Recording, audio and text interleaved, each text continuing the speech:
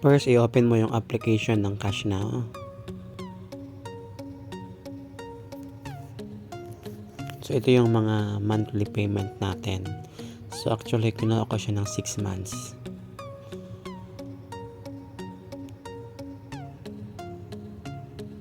Yan, select mo lang yung payment for 21.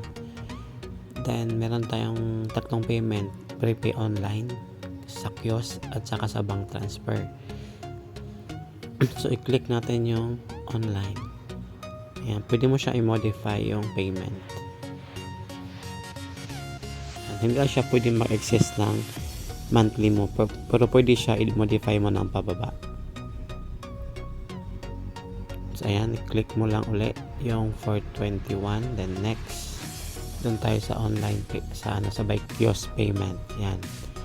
So meron tayong procedure paano magbayad ng kiosk. Ayan, punta ka lang sa malapit na kiosk sa lugar mo. Tapos i-select mo yung Pay by and GoTeam account. So select mo yung QR code or yung mobile number. So usually sa akin, kiniklik ko lang yung yung mobile number lang kasi para mas mabilis.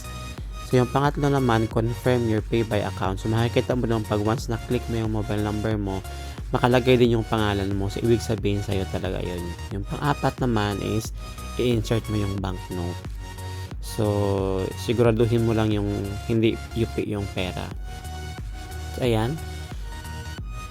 421 na yung babayaran natin. So, may balance, may pera tayo na current balance 440 yung laman ng pay by account natin. So, yun ang gamitin natin para pang bayad natin sa ating loan. So, repay.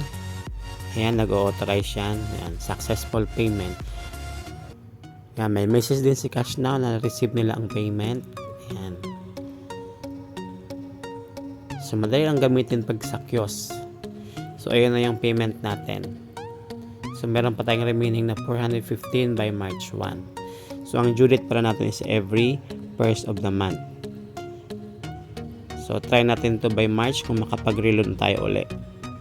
Kasi meron tayong delay of payment para sa tutorial natin.